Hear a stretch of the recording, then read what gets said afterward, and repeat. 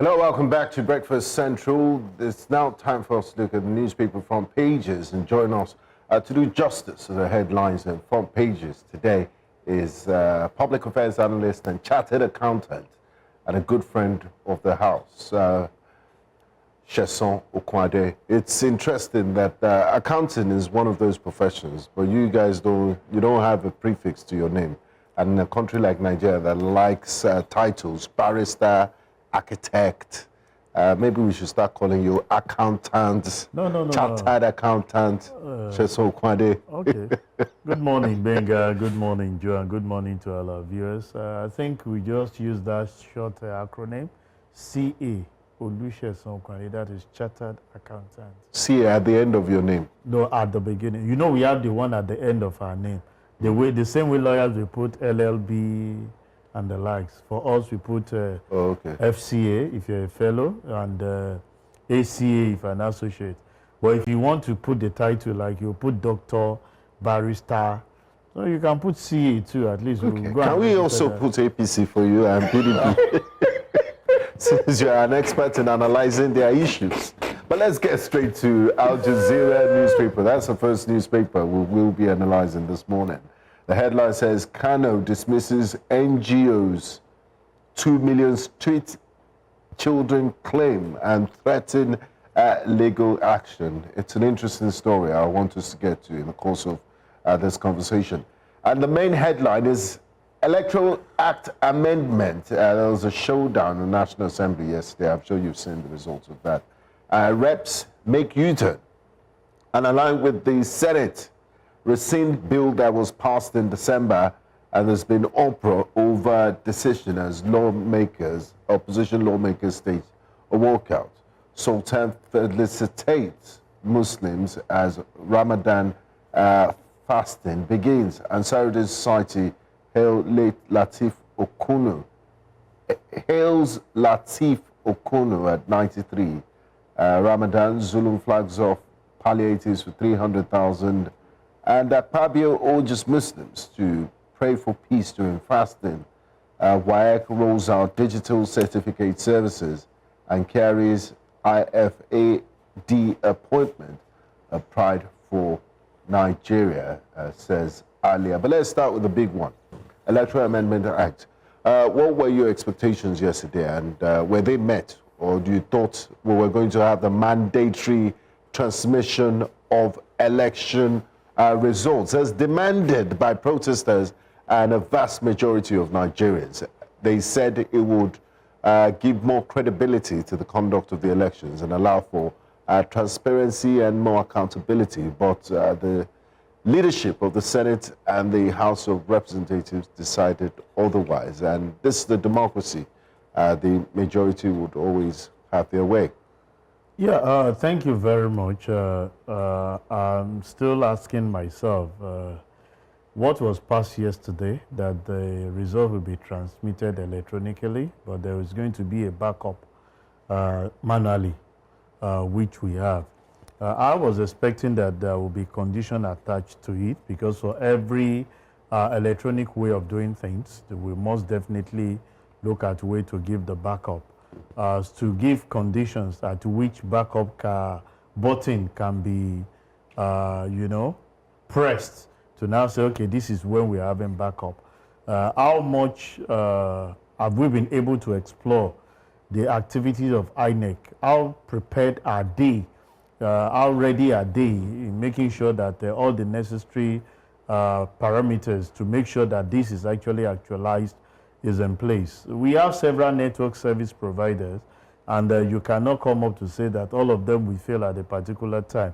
Possibly it is high time you make sure that when every returning officer at the polling booth, you provide either a network that will move in strength of what you have in that locality, and provide the necessary data at least to actualize this. Because what we're saying will not take forever.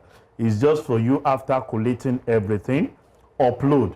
So if one is not going, another one should be. So, and I know there are other service providers that you make use of, that they select the best network in a particular location that can give rights to some of this. So this thing is as simple as every other Joe thing. mentioned something where we're speaking earlier today, that the Minister of ICT and Digital Economy should also, that doesn't he have a say in this? Because it's also part of his KPIs. Yeah. Because if you've not developed the infrastructure of ICT, the backbone, to be better 4 years down the line or 3 years down the line after your appointment, why are you still minister? Yeah, if you can't defend, yes. You see, part of the problem that the National Assembly are not realizing as we speak is that they are actually giving themselves a scorecard that people are actually rating. Not only the minister alone, because if after 3 years you are coming to tell us that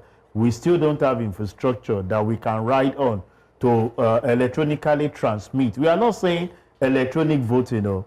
We are saying electronic transmission of the result, which implies that you would have concluded that particular election. Everybody would have attested to it. All you are just doing at that point in time, like all of us will do, is to click on a particular button, attach the result, and upload for everybody to have access to. So I support your position of saying the Minister of ICT has a role. I'm sure you know the service provider came up to resent on what the National Assembly said, that they don't have infrastructure to actually make that work, because also is a slap on their own deliverable. Service provider. There's a clip that's going around now that was done in 2020 where Yakub Mohammed, Mahmoud Yakubu, had said that it's possible, because they asked him, is this impossible? He said, no, it's possible, that they've tested it in Nasarawa and it's very feasible. So why are we then hearing all of a sudden in 2026 that it's not possible? So I think it's a way the politicians just want to have their way, if you ask me, to see how best they can explore what they know how to do best. But I will continue to say that let's give room to transparency. The trust gap between the governed and those that are governing us need to be closed up. And these are areas that we need to speak to in making sure that some of the yearnings, some of their expectations are met. If you transfer, because part of the things we've seen in time past is the result will definitely be assented to. You know, a lot of people will sign. And while you are moving from where the polling booth to local government, you see creative artists, you know, trying to draw and tipex and do certain things, you know, while you are going on the way. It doesn't cost you anything to, you know, remove the so-called envelope and bring out the result and do what you are, because you claim. And that's why a lot of us have said, and this will go to the party agents and the people out there. Part of the trainings we have, you know, as accountant is when there are alterations on a particular thing, you must attend your signature at that particular alteration. This is different from the general signature. Take, for example, you know, below a particular document, you have to sign. But in between, there was a slight alteration. Possibly you are changing 0 to 9. If you have 5 signatories, and you observe that even when you give your checks to the bank, when you alter anything, they will reject that check if it is not signed. We are not saying you didn't sign the check, but the alteration must need to be validated by another signature. So when there are alterations, if there are no time for you to rewrite the result, then if you are 5, if you are 7, if you are 10, if you are 20, every one of you must attest to that alteration that was made, and that will validate what you actually are saying. But I feel that this can work. We may not have it 100%, and that's why I feel that the manual backup can actually be made available as a failover. But you must give condition at which you actually tap the button of saying we are resorting into the manual backup. Evidence. You know, evidence-based to show. And this is where the Minister of ICT will play we must have things to monitor, you know, connectivities in area where you can actually show the strength. You know, like when you're talking of these providers high up there, they will tell you the strength of their network in that particular area. So we should be thinking of developing a device that can give us the strength of the service provider in areas of location. I mean, when we're talking about that with election, imagine still on that same Al Jazeera front page, WAEC rolls out digital certificate services. So you see WAEC going forward, a whole INEC is talking about not having, like, what are the, look at it's not even INEC that is saying it. It's the National Assembly that is doing INEC's work. That we don't have the infrastructure. Please, let's quickly take a call. We have a call coming in from Delta State. Good morning. Thank you very much for calling. Yeah, good morning.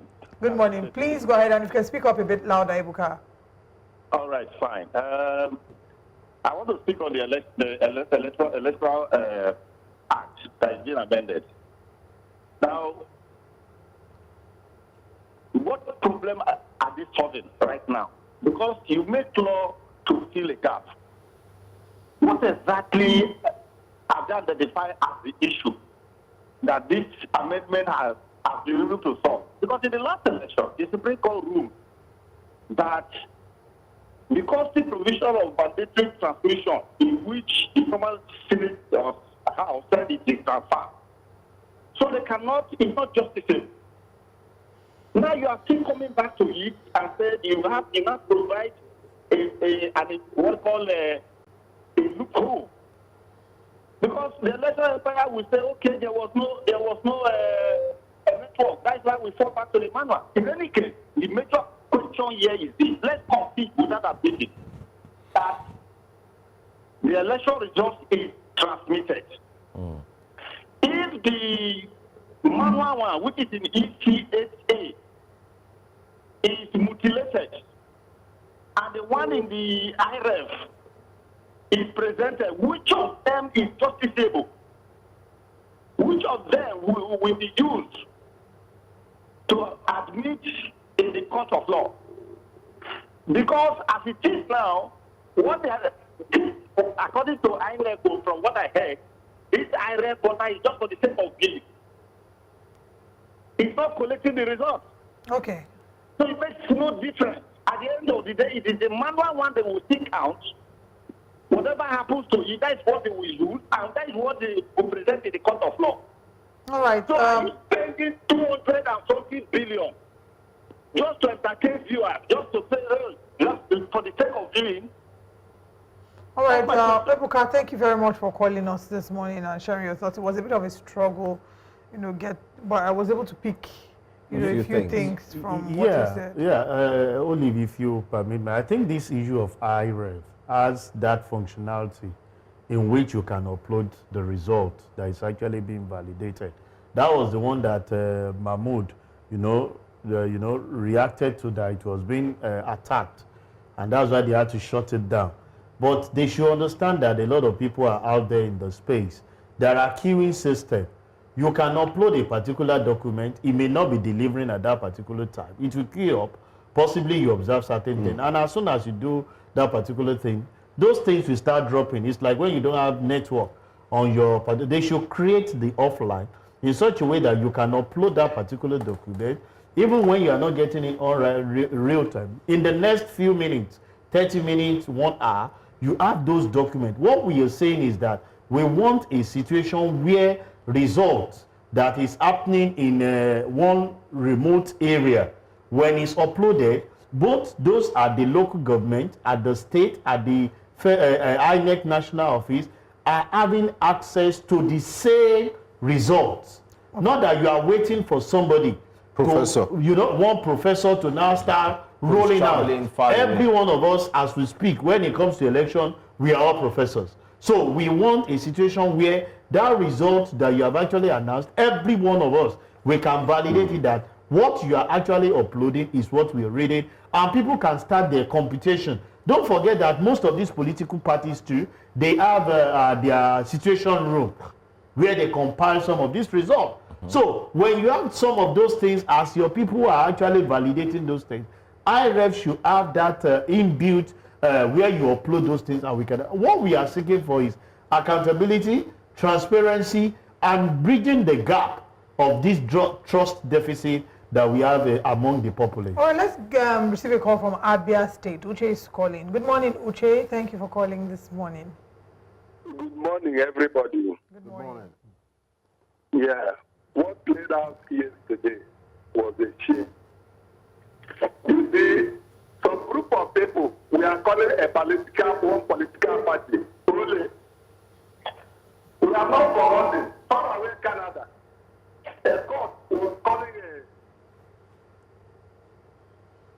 Unfortunately, Uche's call isn't clear, so okay. Uche, please try and call back if you can. Yeah. I'd like us to still... anyway. Because we don't have enough time. We don't have enough time, right? Let's move to leadership newspaper. At the top there, El-Rufai spends second day in EFCC's custody. What do you make of this family affair? You said family affair. So when a family is staying back in his family house, you know, for 2 days, there shouldn't be any problem. But for the people affair. of Kaduna State, taxpayers in Kaduna State, they won't call it a family affair because the billions of their money is said to be misappropriated. But then again, there's also talks about timing. If it's political, why is it coming now? Yeah, a lot of us have actually been raising this idea of saying, EFCC, why do you have to wait for like 2, 3, 4, for somebody to years fight with your guard before you activate? Before you now activate. That's the undertone where a lot of people will tell you that it's witch hunting or not, and it create that bias to say, no, we are not actually fighting the cause which is actually there. If you have, is a problem. We don't even have a system. A lot of people before now, Benga, you attest with me, that most of the time when EFCC go after those people, they come back and apologize because we don't have that fact. There was a period where we have a former senator, and I think he's still serving, Tegoji Kalu, was a lot of people have been alleged to have misappropriated funds, and today they are still part of the political, weave that we have out there, and there is nothing that shows that incriminate them. And that's why a lot of people on a particular front, I was saying that this is just a movie in series that we just see the beginning. After a little while, there will be an handshake behind the scene. And then don't forget that a lot of people will tell you that all you just need to do is to align. Once you align, your sins will be forgiven and those things will just go on there. But we need to have, that's why a lot of people will tell you that Nigeria is not poor. Our major problem is the misappropriation of some of the funds that we have. We are blessed in such a way that every citizen can enjoy those God-given, resources the way it has been. While our forefathers were there, education was made available for free. Housing estates were actually there to make sure that people have access. I mean, not our fathers. Forefathers is too far. Many generations, yes. Our fathers. You have access to quality education, health facility, where you set up primary health center. People go out there in the localities that you're talking about. Okay, and I will attest to it, Benga, because I enjoyed free education. I didn't go to nursery school. It was a public school. We can also attest to it by the amount of gray hair on your head. Okay, let's go to the break. When we come back, we'll take a few more stories before we call it a wrap here on Breakfast Central. You're welcome back to Breakfast Central. We're still reviewing the papers with Sesan Okunade. We're on the front page of the leadership newspaper. Now you can see some stories on the front page here. ACF kicks his reps align with Senate on e-transmission manual backup. Amechi opposition leaders protest political deception, Wike says. You can see him with the microphone on the pulpit saying that. Witness narrates how Owo Catholic Church terror attack was planned and executed. My goodness, I'm not even sure I want to know the details of that story. Pension fund assets rise by 4.94 trillion naira in 1 year. Bandits abduct 6 travelers on Naka-Makurdi Road. Health Ministry enforces 8-year tenure, orders immediate retirement of directors. Wow. Ondo APC chair attacked at party meeting. Governor Aiyedatiwa denies sponsoring thugs. This is where we have come to as a nation, where they can actually be accusing the sitting governor because it feels like there's a pattern where people expect that the ruling party will always not be in support of any opposition gathering whatsoever. Like we've seen, the attack on the ADC and ADC's criticism of the ruling party. Dangote demands National Forum on Power to rescue Nigeria's industries. El-Rufai spent second day in EFCC's custody, and Ramadan begins today, says Sultan. So happy celebration and fasting to our Muslim brothers. Not only the Muslim, at least. Yeah. Lent, exactly, Lent season. It's first time Ash Wednesday was yesterday. Today. Well, so you're not. Today is Wednesday. Oh, you forgot. Oh, no wonder you were consuming meat pie and scotch egg during the break. Wow, Wenga. I like how you always like to wash our dirty linen. I don't understand. And you don't tell the audience when you're Let's go to bread. Dangote. Dangote is demanding National Forum on Power. What's the power like in your area? All power belongs to God. Thank you very much. Because if the power is in the hands of men, this is the problem. Sincerely speaking, this is personal, and I think Mr. President needs to look critically into the activities of our minister. We seems to be majoring on minor and not giving the attention to what is actually full required. Attention. He wants to be governor of your state. And the normal thing we usually have is at this point in time, you should have thrown in the towel and concentrate more in gubernatorial affairs, in Oyo State, rather than actually activities is not going. And we all understand the strategic role of power to business growth and development in the nation. Just yesterday, I think in my area, the 33 line was out for more than 24 hours. And we're just in darkness. When I called the concerned people, and they are like, well, they are working on it. I think they restored it last night. So you can imagine SMEs. SME. So when you throw out 33, the number of 11 KVs that are out, you cannot even count the number. So several people are actually on blackout in my area, that particular area. And when you talked about 33 being out, even the activities that were supposed to be carried out by my team were unable to be achieved. So you can see the impact of energy. Power. And that's what Dangote to businesses. Dangote is warning here. It says, if there's no power, the president should not expect any growth. Yeah, you can't. He's calling for a national forum on power. But even the president understands this, and that's why he said, and that's why I'm still asking myself, if there is no power, don't vote me for second term. And you're still keeping somebody. And as a good Christian and Muslim, you have to obey. There is no power. Let them come out and justify that we have improved in the capacity. Maybe before elections we'll solve it. But on a very serious note, why does it feel like we're sending a manned mission to the sun, an impossible task, just to have power? What is so bad about it? And this is not just about the APC administration. Former President Olusegun Obasanjo could not fix it. The PDP couldn't fix it in 16 years. So it's collective failure from all the governments since 1999. Why is it for something so important that will be the backbone of industrialization? Aso Rock has gone off grid. In March, they're going to launch their solar initiative. We have universities teaching hospitals. What is the hope? I didn't want to go to that area, but you brought that up. Is to tell us that we should all prepare for darkness, because it's like those days when you see disco setting up generator in their office. You know that they have no, it's true. Or you look at the budgets, and there's generator. It means you don't have any hope. In a disco, know that you guys should not prepare. So there's a Latin maxim that says you cannot give what you don't have. So and then the tariffs are also expensive. You should prioritize your core area.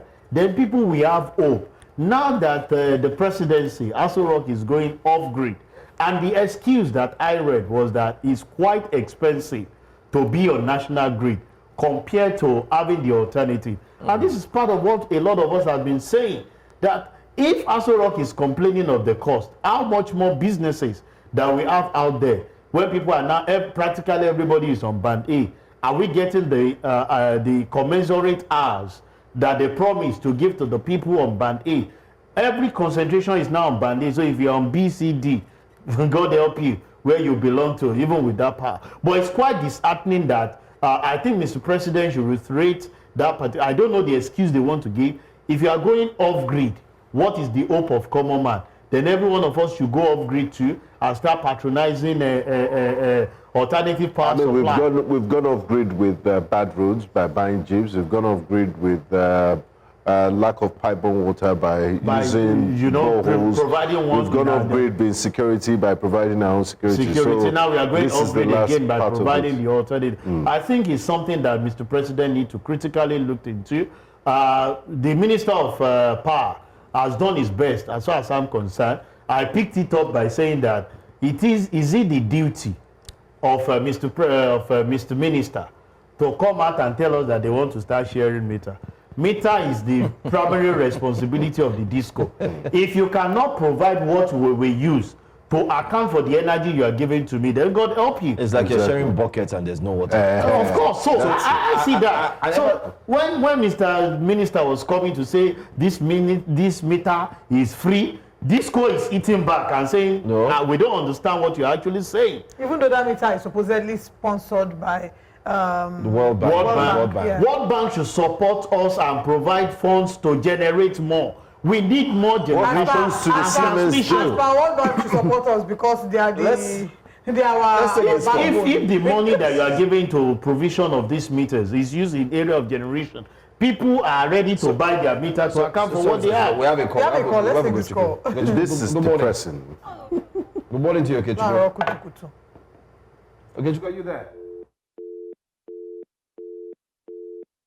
Seems to you can't save two masters. He's distracted by his gubernatorial ambition. The other day he was in a battle with a prophet over the amount of trumpets they want to buy for rapture. All right, I want to take comments from YouTube. Good morning to all our YouTube commenters. A special greeting to you, our virtual audience, particularly the ones who drop comments. Olumide Alade said, what transpired at the National Assembly yesterday reinforces the growing belief that Nigeria is governed not for the masses, but for a privileged circle of political elites. When leaders consistently impose their will without genuinely engaging the people, democracy begins to lose its meaning. A parliament should be the people's house, open in spirit and responsive in action. When citizens feel shut out, ignored or suppressed, it sends a troubling message about whose interest truly matters. Democracy cannot thrive where the voices of the people are treated as secondary. No better way to have put it, Olumide Alade. Brave Titan says, Oga, no, electronic only. We don't want 50 persons to sign, and then there's an expletive. They'll still manipulate it. Another expletive targeted at the banks too, criminal institutions, e-transmission real-time.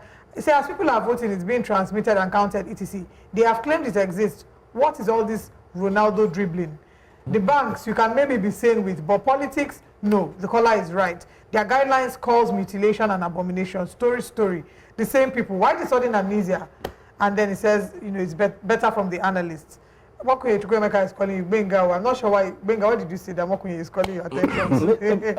I also want to add, isn't it right now that the CSOs, maybe INEC should open an agreement with the CSOs where we did see Yaga during 2023, where they were also monitoring the elections, and they also complained about the disgruntled, the situation room, about the numbers not tallying and the challenges. Maybe for INEC to also boycott some of these challenges, don't you think they should partner with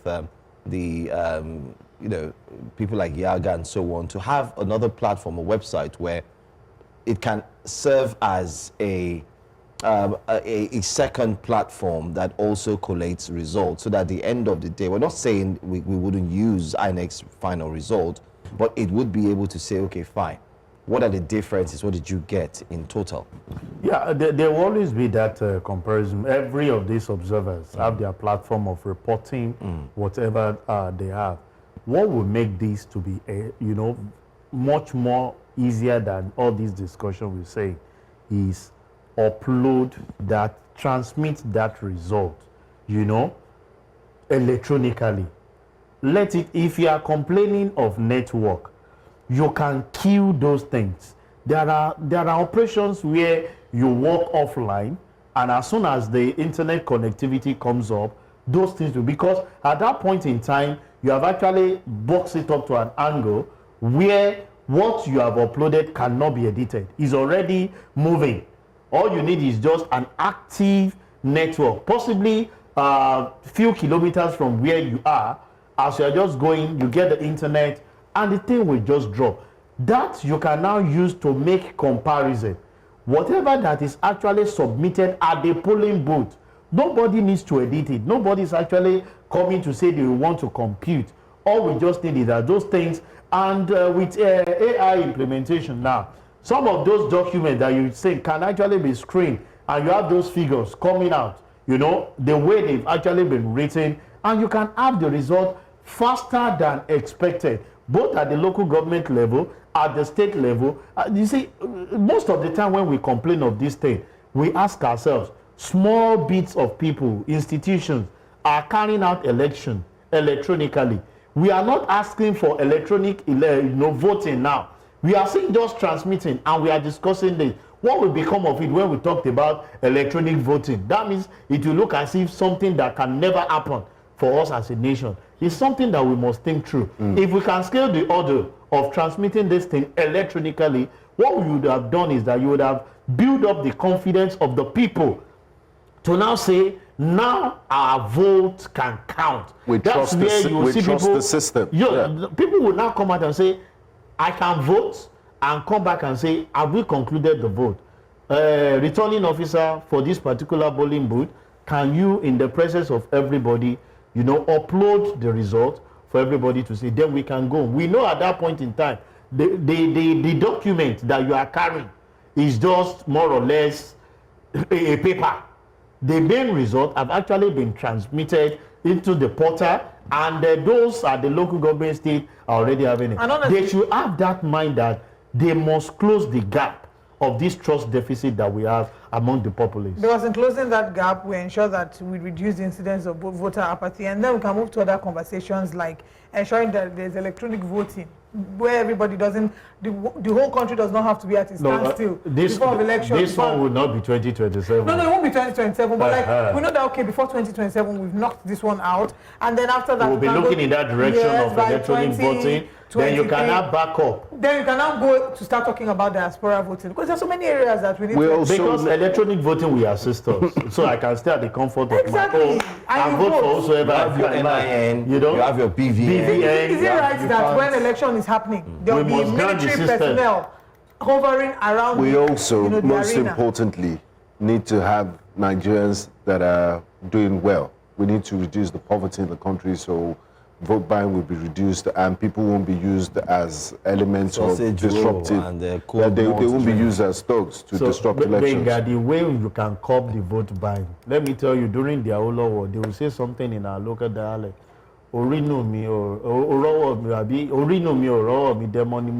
As in, you cannot see what I have within me. So if we migrate to what Olive just said, electronic voting, you can decide to give me money. Maybe I'll vote in my house, and nobody knows the API or the thing. So you can give out the money. The voting lies with us on what we actually do. On Judgment Day. On Judgment Day. Leave that one you for the account for that 5,000 naira. The account. Thank you so much. You give room for the account.